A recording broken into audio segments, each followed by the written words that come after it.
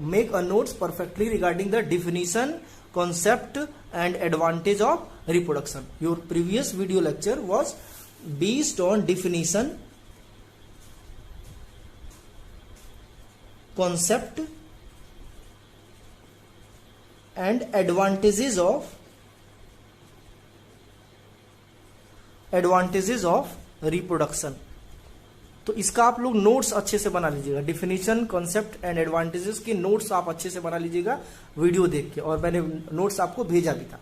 In this video lecture I will describe you very important and essential topic regarding reproduction. So be careful, very important इसलिए क्योंकि इससे related आपका कुछ portion genetics में भी cover हो जाएगा, यानी कि नेक्स्ट जो हेरिडिटी एंड इवोल्यूशन है उससे भी आपका जो है बहुत सारा कुछ कवर हो जाएगा. तो आप इस पे फोकस करेंगे इस वीडियो लेक्चर पे, ठीक है.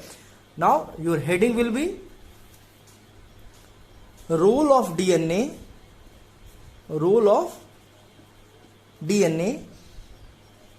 इन reproduction. Role of DNA in reproduction. Your heading is role of DNA in reproduction. Listen carefully. Listen. सबसे पहले हम ये जानेंगे कि डीएनए क्या होता है. डीएनए का जो फुल फॉर्म होता है वो होता है deoxy ribonucleic acid. Deoxy ribonucleic acid, ठीक है. और ये होता कहाँ है, जैसे आपकी ये बॉडी है, ठीक है. बॉडी के अंदर आप जानते होंगे छोटे छोटे क्या होते हैं, सेल्स होते हैं, ठीक है. इससे हमारा क्या बनता है, टिश्यू बनता है, फिर ऑर्गन बनता है, ठीक है. ऑर्गन के बाद ऑर्गन सिस्टम, तब जाके बॉडी बनती है. इस एक सेल को अगर आप मैग्नीफाई करेंगे, बहुत बड़ा करेंगे, तो आपको मिलेगा इसके सेंटर में क्या मिलेगा, न्यूक्लियस मिलेगा. इस न्यूक्लियस को अगर आप मैग्नीफाई करेंगे तो इसके अंदर क्या मिलेगा, क्रोमोसोम मिलेगा. ये क्या है, क्रोमोसोम. इस क्रोमोसोम को अगर आप मैग्नीफाई करेंगे तो ऐसे थ्रेड लाइक स्ट्रक्चर मिलेगा जिसको बोलते हैं क्रोमेटीन. क्या बोलते हैं, क्रोमेटीन. और इस थ्रेड लाइक स्ट्रक्चर को अगर आप मैग्नीफाई करेंगे तो आपको क्या मिलेगा, इस तरह से दो पतले पतले थ्रेड लाइक स्ट्रक्चर जिसको बोलते हैं डीएनए. क्या बोलते हैं, डीएनए. ये आपको जानना है. Means DNA form chromatin, chromatin form chromosome, chromosome are localized at the center of cell, that is in the nucleus, and nucleus available at the center of cell, and cell form tissue, tissue form organ, organ form organ system, and the organ system form body. अब यहाँ पे आपको ये ताज्जुब होगी कि पूरी body का जो ऑर्गन है, चाहे वो आंख हुआ, नाक हुआ, कान हुआ, मुंह हुआ, इसको बनाने का जो इंफॉर्मेशन है वो इसी डीएनए में स्टोर रहता है. तो डीएनए क्या करता है, स्टोर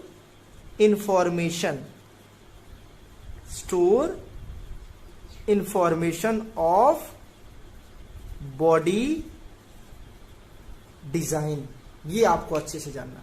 यानी कि ये जो डीएनए के छोटे छोटे सेगमेंट है, ये जितने भी छोटे छोटे सेगमेंट आप देख रहे हैं ये डीएनए के, इसको बोलते हैं जीन.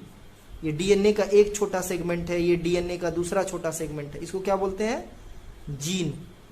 ये जीन क्या करता है, ये जीन स्पेसिफिक होते हैं. ऐसे मिलियंस ऑफ द जीन्स हमारे डीएनए में है, ठीक है. एक जीन अगर नाक बनाएगा तो वही जीन आंख नहीं बनाएगा, वो दूसरा जीन जो है आंख बनाएगा, कान बनाएगा. मतलब जीन स्पेसिफिक होते हैं.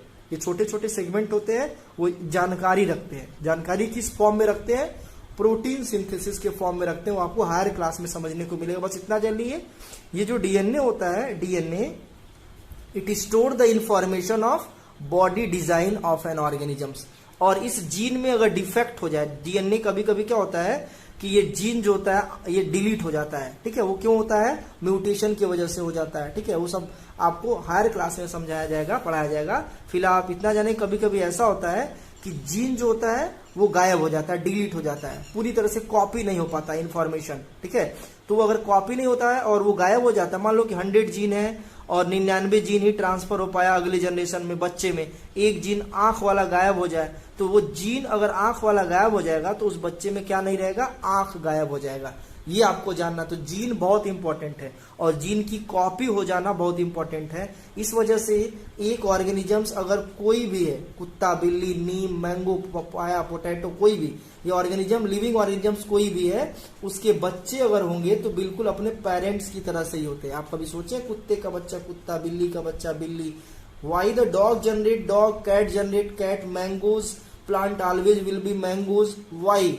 This is because of the parent store their body design and the information of body design in the very small unit. That unit is known as DNA, and DNA required itself copy to the child. अब ये child में DNA copy हो गया, child के cell में DNA copy होगा। तो child जब बड़ा होगा तो पेरेंट अगर आदमी रहेगा तो ये चाइल्ड बड़ा होकर के क्या बनेगा, आदमी। क्योंकि इस डीएनए के अंदर जो इंफॉर्मेशन स्टोर है वो किसका स्टोर है, वो आदमी बनाने का इंफॉर्मेशन स्टोर है, ठीक है। तो ये आपको अच्छे से जानना है कि की फंक्शन डीएनए का क्या होता है। The key function of DNA is to store the information of body design, ठीक। आई होप आप इसको अच्छे से समझ गए होंगे। वीडियो को रिवाइज कर लीजिए, देख लीजिए। The small segment of DNA is known as gene and there is need to full and final copies of DNA. अब ये जैसे मान लो कि ये रिप्रोडक्शन करने वाला है तो उससे पहले ये अपने डीएनए को 2 कॉपी कर लेगा। एक कॉपी अपने पास रखेगा क्योंकि इसके भी बॉडी डिजाइन को कंटिन्यू रखना है, रिपेयर करना है, और एक कॉपी एक सेल में ट्रांसफर कर देगा जिसको हम बोलेंगे गैमीट। और ये गैमीट अपने इसके जनरेशन में चला जाएगा, इसके जनरेशन को बनाने में, इसके बच्चे बनाने में चला जाएगा। तो इसकी एक कॉपी जो होती है वो चली जाती है इसके पेरेंट्स में, ठीक है, इसके बच्चे में। और ये बच्चा जो है अपने पेरेंट्स की कॉपी लिए हुए, इसलिए अपने पेरेंट्स की तरह से ही लगता है। बहुत सारे ऐसे हैं जो अपने मम्मी की तरह से या पापा की तरह से लगते हैं, ठीक है।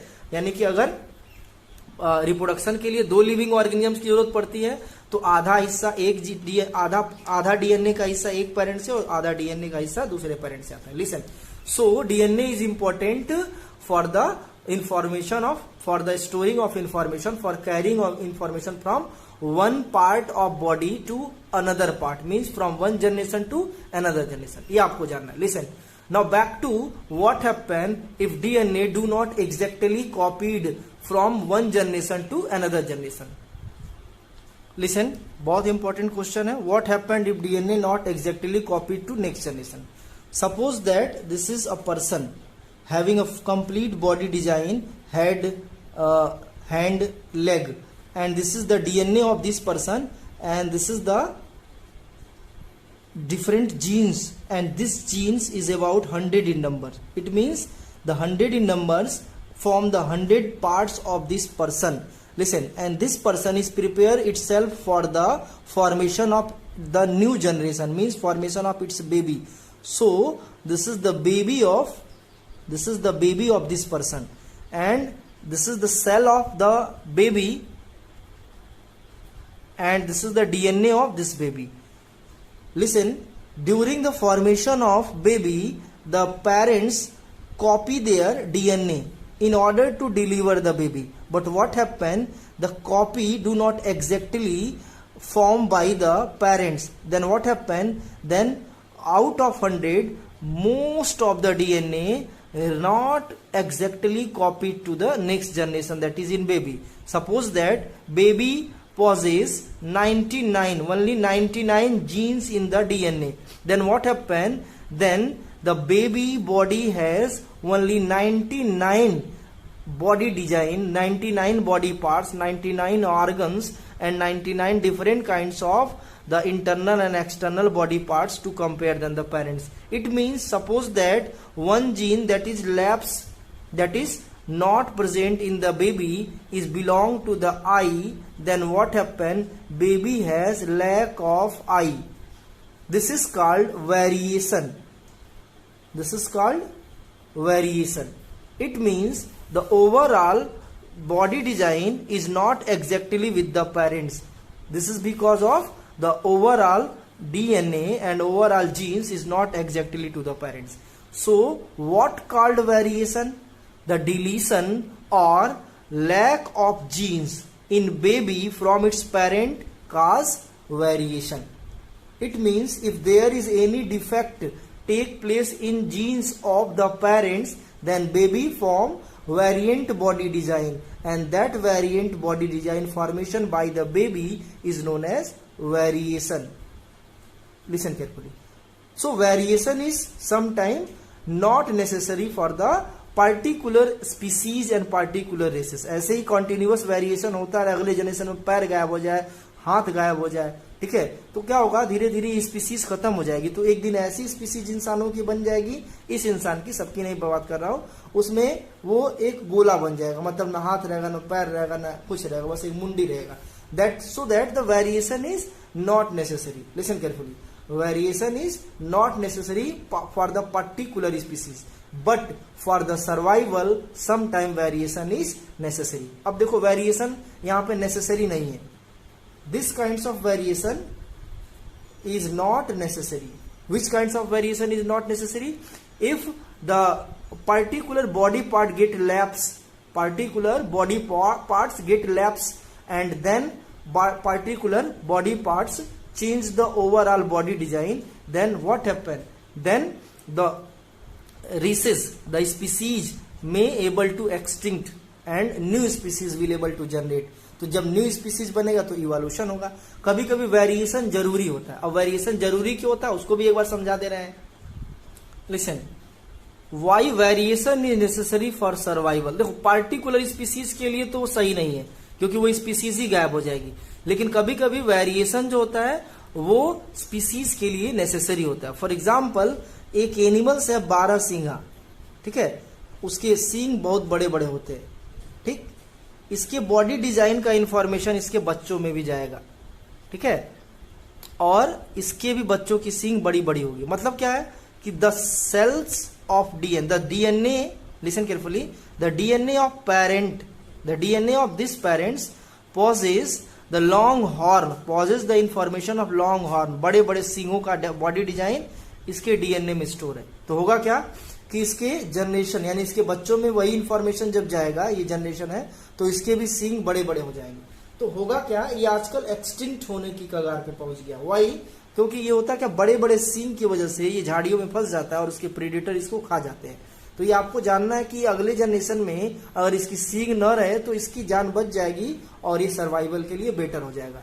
So in this kinds of variation, suppose that the genes of long horn, ये बड़े बड़े सींगों का जीन्स ही गायब हो जाए तो अगले जनरेशन में क्या होगा, इसकी सींग गायब हो जाएगी और ये लंबे समय तक जो होता है छोटी सींग के साथ जिंदा रह सकता है. ठीक है.